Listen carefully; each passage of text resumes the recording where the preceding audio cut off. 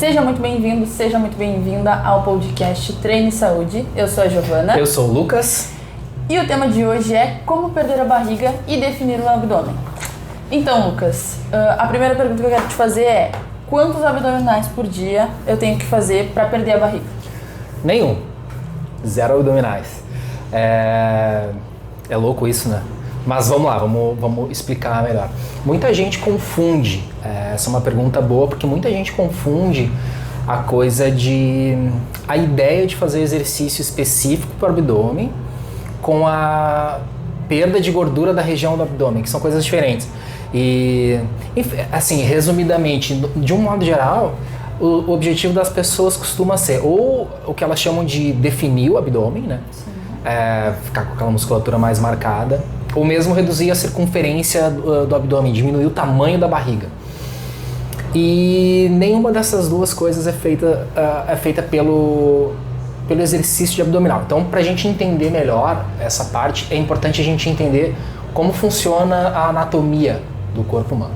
Então, se a gente pensar na região do abdômen, a gente tem a cavidade abdominal, que é onde ficam nossos órgãos. Então, os órgãos estão dentro da cavidade abdominal. Em cima dessa cavidade abdominal, onde estão os órgãos, vem uma parede muscular, né, que ela protege. Claro, tem a proteção dos ossos ali da região da costela também, mas mais para baixo, ali na parte que interessa para as pessoas, é a parte do músculo. Então ali a gente tem principalmente 3 músculos, são 3 músculos principais. O reto abdominal, que corre no sentido longitudinal, né? Então ele vem de baixo para cima, atravessa o abdômen. Tem o transverso do abdômen que passa por baixo dele, nesse sentido assim, no sentido como se fosse um cinto, basicamente, e os oblíquos.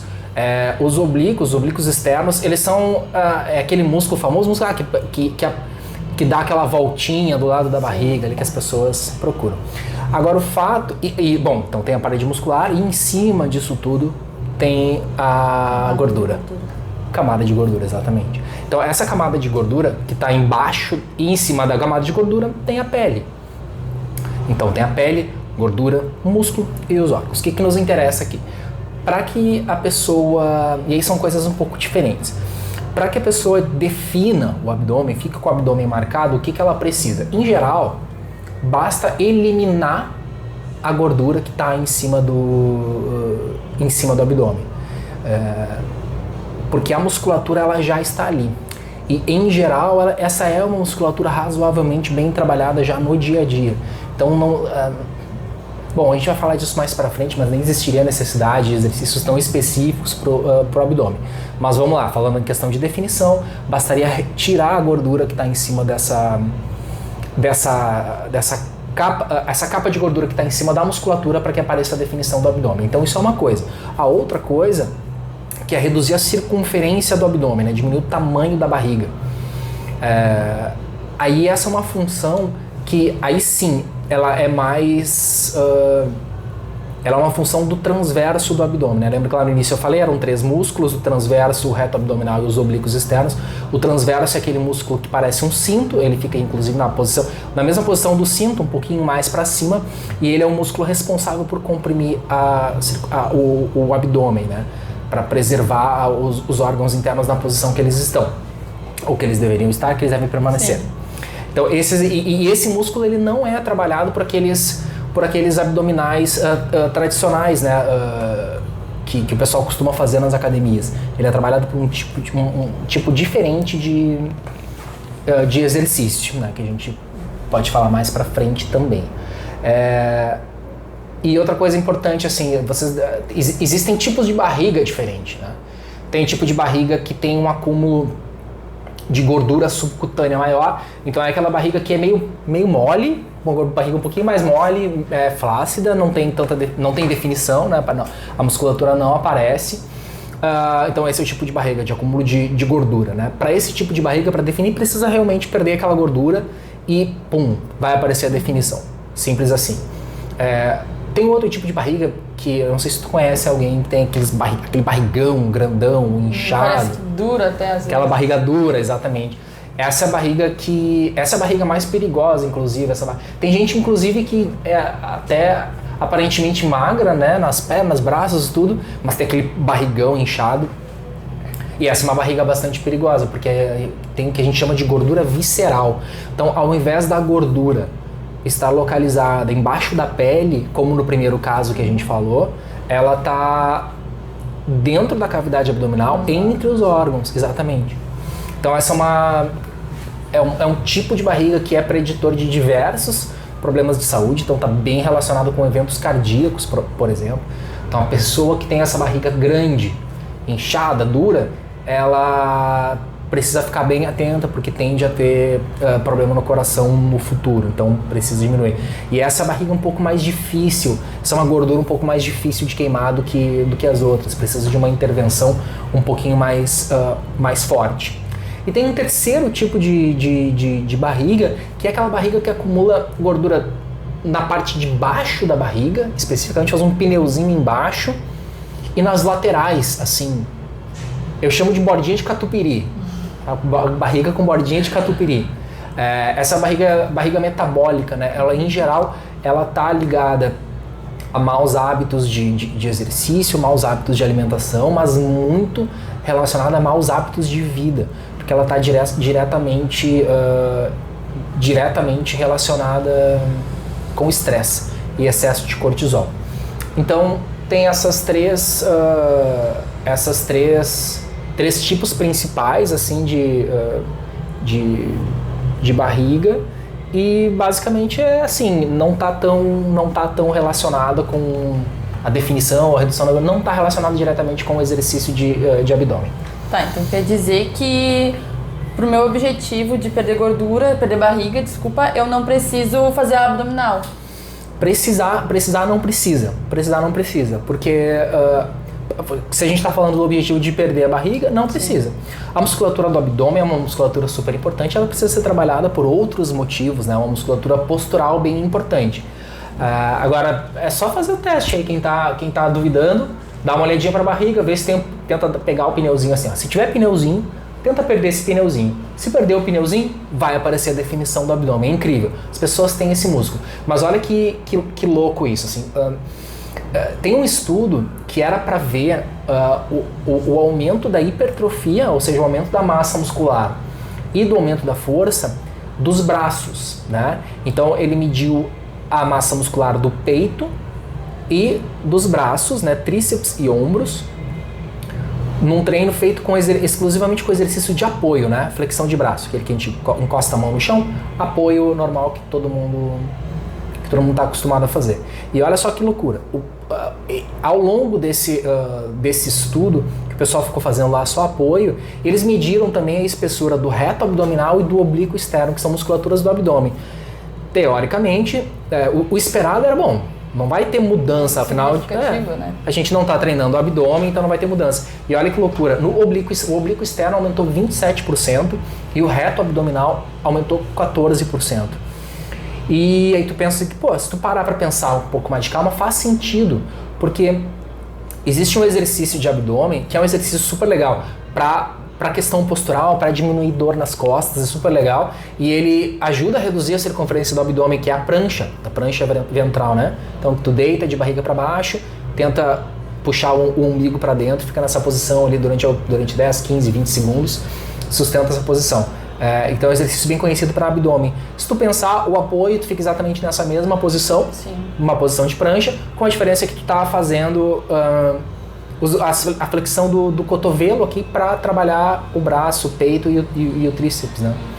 Então, na verdade, tu tá fazendo prancha simultaneamente. Então, tu tá treinando o apoio, acha que tá treinando só o braço, mas o teu abdômen, ele tá treinando junto. Então, assim, me perguntou se precisava ou não fazer abdominal. O que eu diria?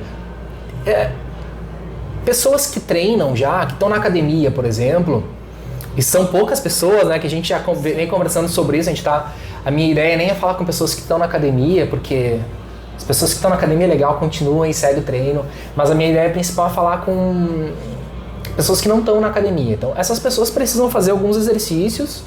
O exercício de apoio é um exercício, por exemplo, que vai trabalhar o abdômen.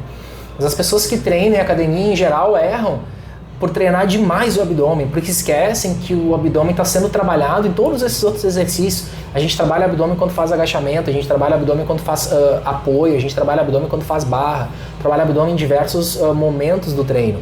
Então, a necessidade de se fazer um exercício específico para o abdômen, ela não é tão grande. Então, tu vê que loucura esse estudo que aumentou o tamanho da fibra muscular do abdômen fazendo só apoio. Só apoio. Tá, mas então me diz uma coisa, tu acabou de dizer que nesse estudo aí eles constataram que teve um aumento do músculo do abdômen, Sim. né? Então se esse músculo ele aumentou, a barriga ela também não vai aumentar? Não, boa pergunta, não. E de novo, né, outra coisa que para algumas pessoas pode ser contraintuitivo. Realmente, tu tem razão. O que é o processo de hipertrofia, né? Então tu tem uma fibra muscular e com o treinamento, enfim, diversas reações enzimáticas, essa fibra muscular ela aumenta de tamanho, ela fica maior. E aí, bom, se aumentou o tamanho do músculo do abdômen, será que não vai aumentar a barriga então, né? Porque aí ficou com a barriga musculosa.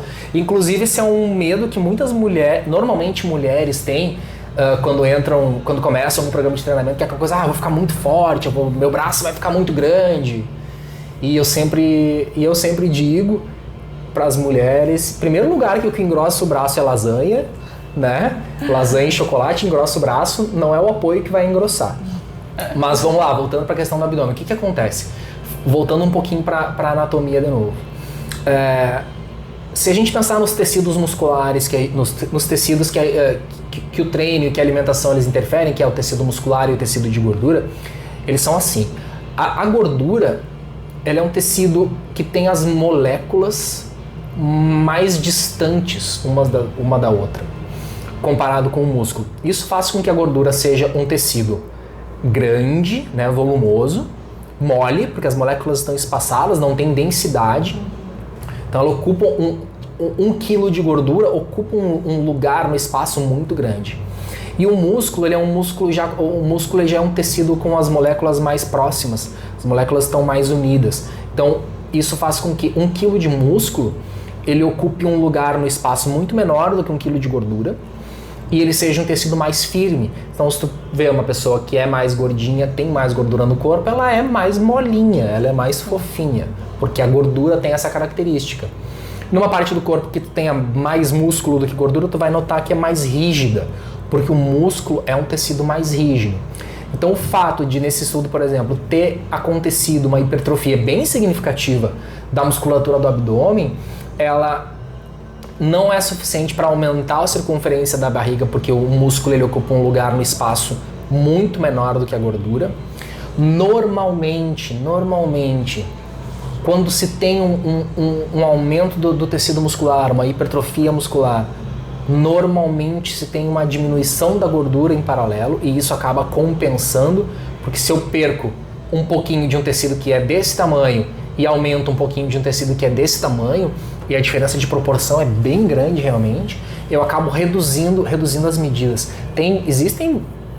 Facilmente a gente identifica na avaliação física mais completa algumas vezes onde a pessoa começa a treinar, aumenta de peso na balança, mas a gente vai ver as medidas de abdômen, medida de quadril e vê que ela toda diminuiu, né? A pessoa diminuiu, as roupas estão mais folgadas e tudo isso acontece por quê?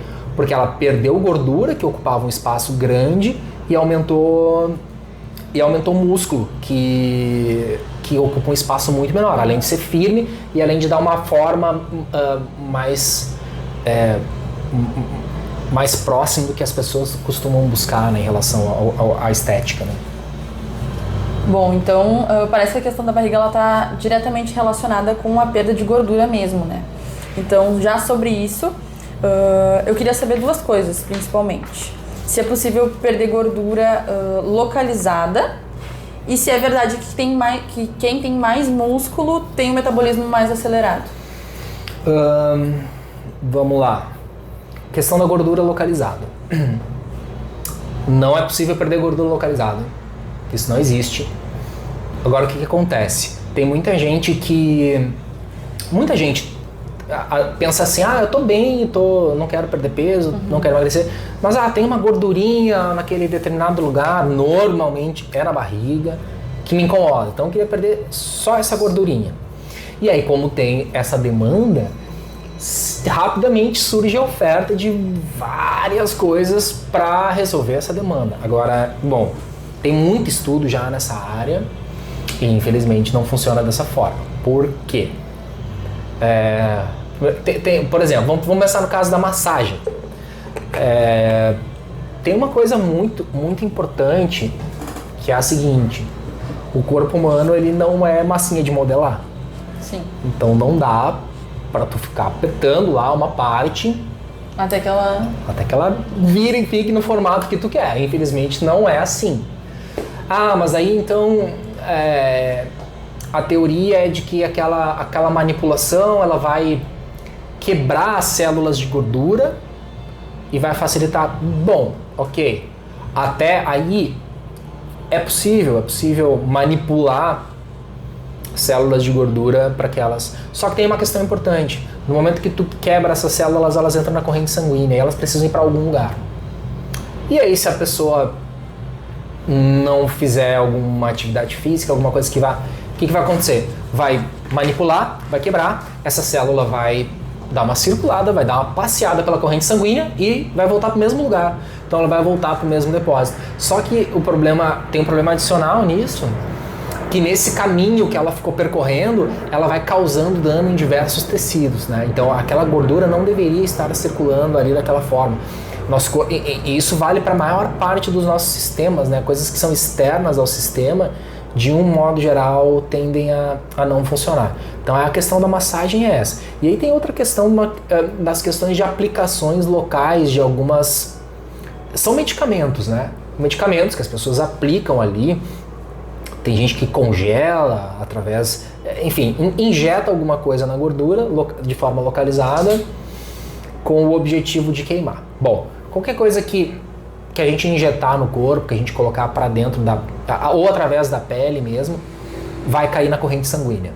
E se tu injetar por exemplo, uma solução qualquer que seja capaz de quebrar a célula de gordura, ela vai entrar na corrente sanguínea e vai fazer esse trabalho, que é o trabalho dela. Só que a gente não tem só gordura no tecido adiposo, aquilo que está embaixo da pele.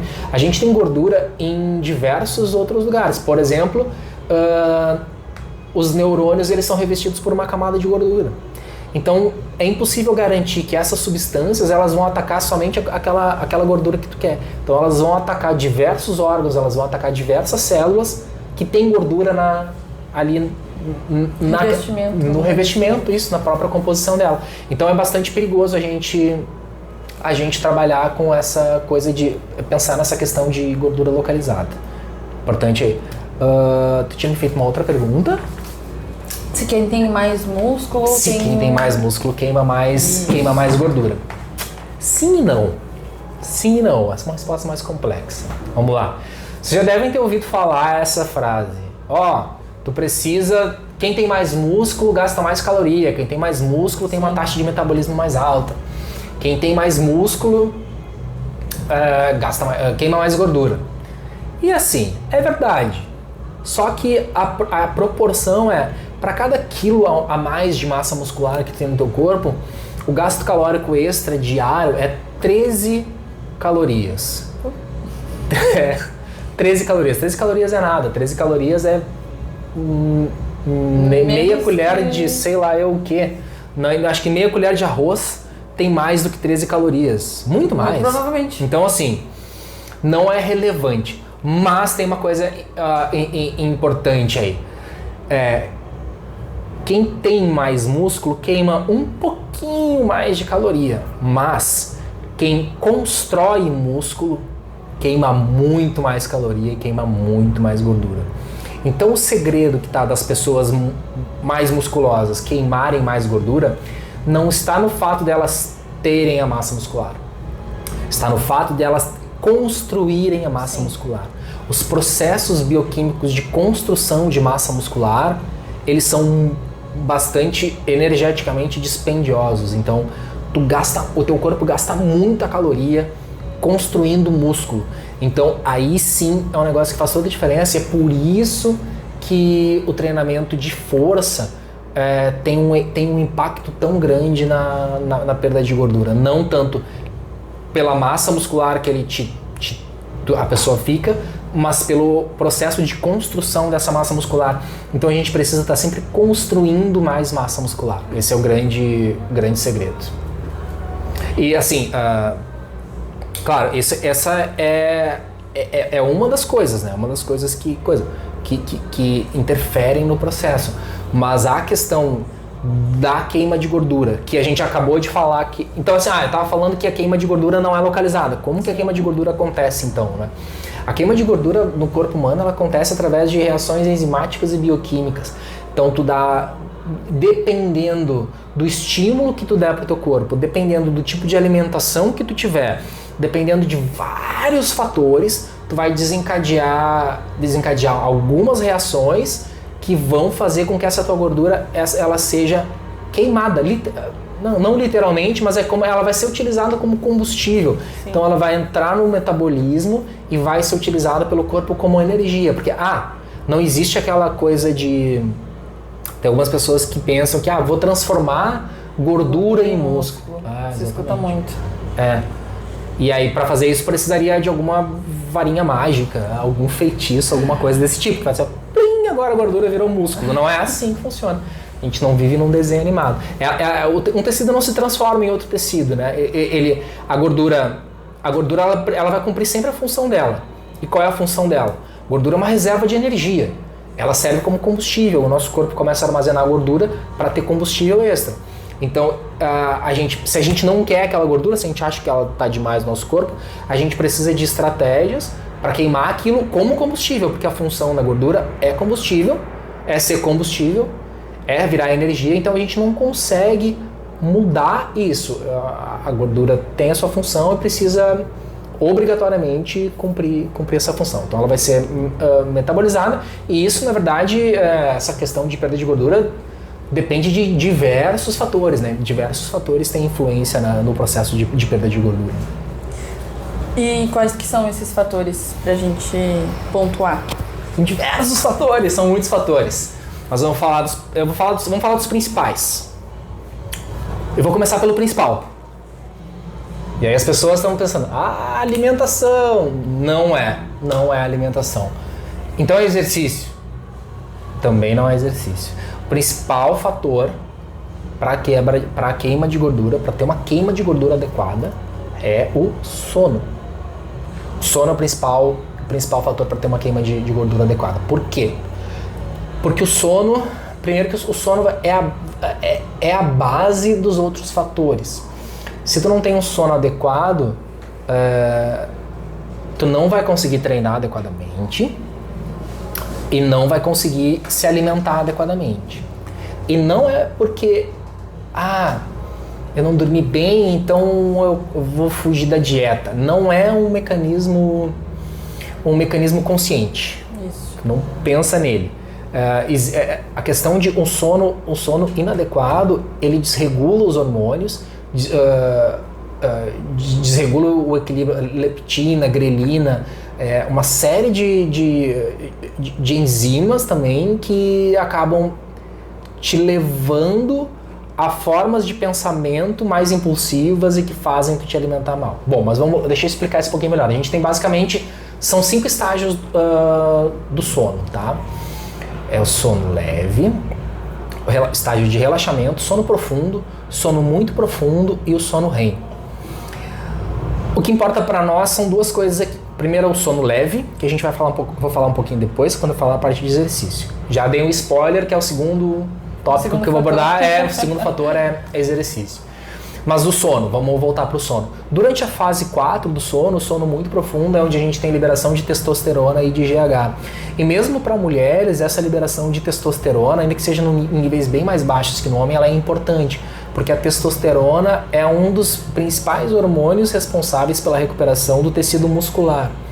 Então, se tu não tem testosterona suficiente, tu não recupera de maneira adequada o o teu tecido muscular, e aí isso acaba desencadeando a questão, não consegue treinar direito, não se sente com tanta disposição, etc. Então libera GH, libera testosterona, ocorre a liberação de noradrenalina que regula a atuação dos neurotransmissores.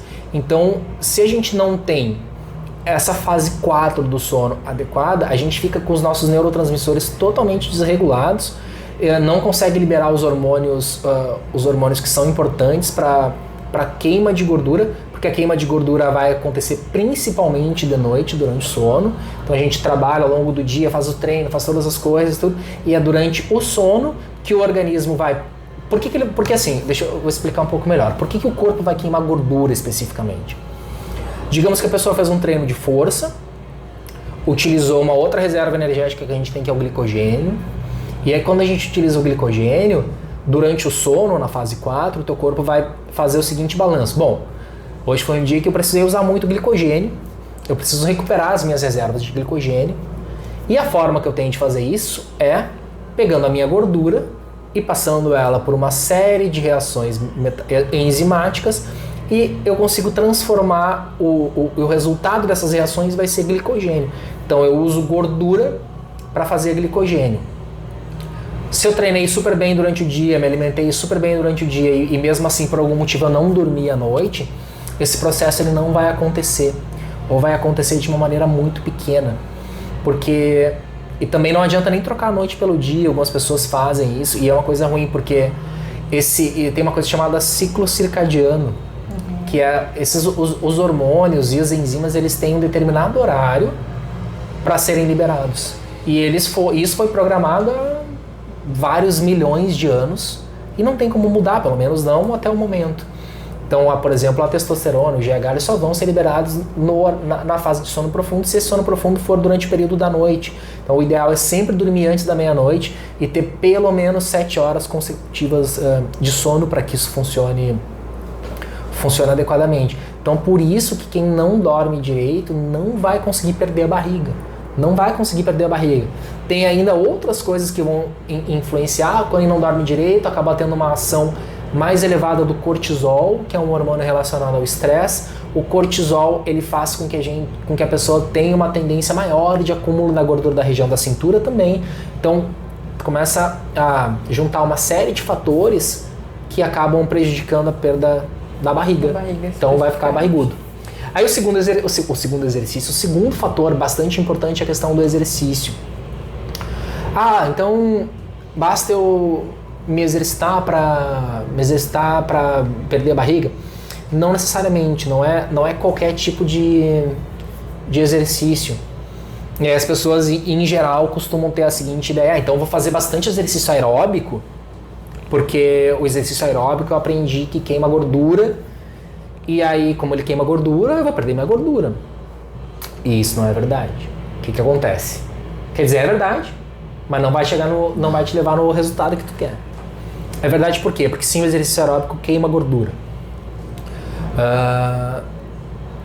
Então vamos lá, tá fazendo exercício aeróbico. O que é exercício aeróbico? Caminhadinha, exercício de uma intensidade mais moderada e uma duração maior. Vou caminhar 1 hora, vai queimar bastante gordura. Vai queimar bastante gordura de fato, mas o que vai acontecer na sequência? O importante não é o que acontece durante o exercício, né? O importante é o que vai acontecer depois, porque vai acontecer o mesmo processo. Tu queimar muita gordura durante o dia através do exercício, depois na fase de recuperação, quando o teu corpo for a se recuperar, ele vai fazer o raciocínio contrário que ele fez da outra vez. Ele vai pensar: bom, se eu gastei tanta gordura hoje ao longo do dia e eu gastei minhas reservas, eu preciso acumular o que agora? Mais gordura. Eu vou precisar de mais gordura amanhã. Então ele não dispara as reações enzimáticas de quebra de gordura, e sim as de acúmulo de gordura. Então, muito cuidado, porque caminhadinha de baixa intensidade, corridinha de baixa intensidade, exercício contínuo pode te fazer aumentar a barriga, pode engordar. E isso acontece com bastante frequência, então tem que ter bastante cuidado. Qual é a forma correta de se fazer exercício para perder a barriga? Fazer abdominal. Não é fazer abdominal. Acabei de dizer que não era fazer abdominal, né? A forma correta de fazer exercício para perder a barriga é exercício intervalado de intensidade moderada a alta e curta duração. Essa é a melhor forma de queimar gordura e perder a barriga. Por quê? Porque esse tipo de exercício, ele queima glicogênio, ele utiliza como combustível, vamos falar combustível para ficar mais fácil de entender, o glicogênio. E aí já expliquei a outra parte, né? Como ele gastou o glicogênio, depois no processo de recuperação, o que o corpo vai fazer? Ele vai ter que recuperar esse glicogênio, repor as reservas de glicogênio, e ele vai buscar isso na gordura. Então o teu corpo vai atacar as tuas próprias reservas de gordura para fazer ressíntese de glicogênio, tá? Então o exercício tem essa importância. Além disso, mas logo após um treino de intensidade moderada a alta, a gente tem uma alta atividade de um neurotransmissor chamado GABA. O GABA é um neurotransmissor que nos dá uma sensação de relaxamento, tá? Então, isso é uma coisa. Outra coisa, exercício de intensidade moderada para alta aumenta os níveis de serotonina, que é um hormônio relacionado também ao bem-estar. Quando a gente tem uma serotonina circulando, uma atividade maior da serotonina, a gente também tem uma atividade maior da melatonina, que é um outro neurotransmissor. E a melatonina é a responsável por nos fazer entrar de forma adequada na primeira fase do sono, que é o sono leve. Então, quem treina de maneira adequada melhora a qualidade do sono. Então, quem treina de maneira adequada consegue dormir melhor, e como consegue dormir melhor, favorece todas as reações enzimáticas que o corpo promove durante o sono e consegue emagrecer com mais facilidade. Então, por isso a importância do exercício também na questão do sono. E o terceiro fator é a alimentação. Não que seja menos importante que o exercício, não é isso que eu estou falando. Eu colocaria no mesmo nível do exercício a questão da alimentação. E o que é importante da alimentação? É importante o número total de calorias, é importante a composição da dieta, né? Então uma dieta que tenha um equilíbrio adequado entre os 3 macronutrientes, né? Proteína, carboidratos e gordura. É importante que esses 3 macronutrientes estejam equilibrados dentro da dieta, e aí o nutricionista profissional mais adequado para fazer essa prescrição de maneira individualizada. Mas assim, em linhas gerais, existem algumas coisas que fazem aumentar muito a barriga. E uma delas é o açúcar. O açúcar e todos os priminhos do açúcar, que é os carboidratos refinados, as farinhas brancas. Porque o que acontece? Além de ser alimentos que numa pequena quantidade tu consegue ter um alto número de calorias, eles têm um impacto na glicemia muito grande. São alimentos com uma carga glicêmica muito elevada. O que é carga glicêmica? A carga glicêmica é a capacidade que aquele determinado alimento tem de fazer a tua insulina subir. E quando a insulina sobe de maneira muito grande, tu interrompe os processos de queima de gordura.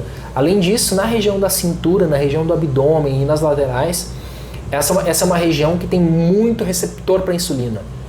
Então, quando a pessoa come muito açúcar, muito doce, a tendência é de acumular gordura no corpo todo, mas principalmente nessa região. Então, os principais fatores para perda de gordura e para diminuir a barriga são o sono de qualidade, exercício físico feito da maneira correta e alimentação equilibrada e adequada.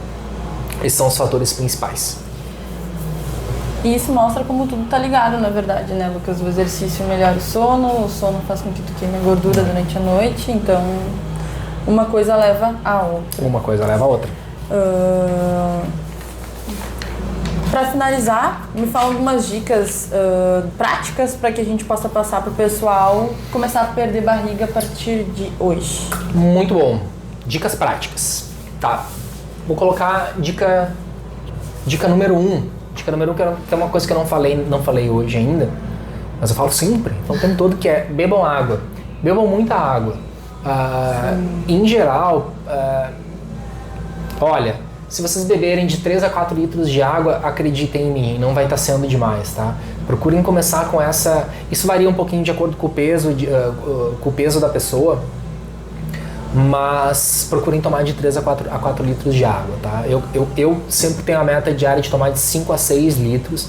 É possível, é perfeitamente possível, não é tão difícil assim, é uma questão de hábito, né? Então precisa estar com a garrafinha sempre junto. Giovana está sempre com a garrafinha pendurada, né? E dá uma grande diferença, né? De qualidade de vida, né? Então a água vai fazer com que os sistemas todos do teu corpo funcionem mais adequadamente, tá? Então, todas as reações metabólicas, enzimáticas, elas vão funcionar melhor. A água te ajuda com a saciedade e te mantém com mais energia ao longo do dia. A gente está passando pelo verão agora, nesse momento, e é impressionante. Se tu passa um dia muito quente, digamos, um dia muito quente, tu tá lá trabalhando, pode ser que tu até não tenha feito tanto esforço físico. Mas se tu não toma água, tu chega no fim do dia muito mais cansado. Porque a gente vai desidratando ao longo do dia. Então, se tu tomar mais água, vai chegar no final do dia com mais disposição. Então, essa é uma dica importante. A segunda dica vai ter que ser dormir melhor. Precisa dormir melhor. As pessoas precisam pensar assim: dormir antes da meia-noite, sempre. O ideal seria até antes das 10 ou por volta de 10 horas. E tentar ter uma quantidade mínima de 6 horas de sono. Então, dormir antes da meia-noite, dormir pelo menos de 6, o ideal seria de 7 a 8, mas pelo menos 6 horas. E observar se acorda muito durante a noite. Então, eu costumo falar bastante para as pessoas tomarem bastante água ao longo do dia, mas evitarem esse consumo de água mais pro final do dia, para não ficar levantando à noite para ir no banheiro e tudo, porque isso prejudica. O nosso sono tem 5 fases, e se tu não concluir uma dessas fases é bem problemático, porque tu tem uma dificuldade depois de recomeçar o ciclo. Então tu vai prejudicar todo o ciclo. Procurem estratégias para dormir melhor, então cuidar do ambiente, né? Deixar o ambiente numa temperatura adequada, um ambiente mais escuro, evitar o uso dos eletrônicos ali a partir das 10 da noite, né? Então desligar o celular, desligar a televisão, porque isso vai facilitar e vai melhorar muito os resultados do treino, do dia, do funcionamento do cérebro. Tudo melhora com um sono mais adequado. Outra dica é se alimentar melhor. Então, buscar alimentos mais naturais, evitar alimentos industrializados. Então, descascar mais e desempacotar menos. Né? Tudo que tem um pacotinho, um plástico, alguma coisa que tu vai ter que jogar fora depois, em geral tem muito conservante, em geral vai ser ruim. Então procurar alimentos naturais, evitar o consumo de açúcar e aumentar o consumo de água, como eu falei na primeira dica. E a outra dica é ter um nível adequado de atividade física. E aí eu vou dizer exatamente o que é um nível adequado de atividade física. Pelo menos 3 vezes por semana, em dias alternados, pode ser segunda, quarta e sexta, ou terça, quinta e sábado. 30 minutos de atividades preferencialmente intervaladas, com intensidade de moderada para alta. Evitar atividades de baixa intensidade. Mesmo para quem não está treinando, lembrem, a intensidade da atividade vai ser diretamente relacionada com a condição física da pessoa.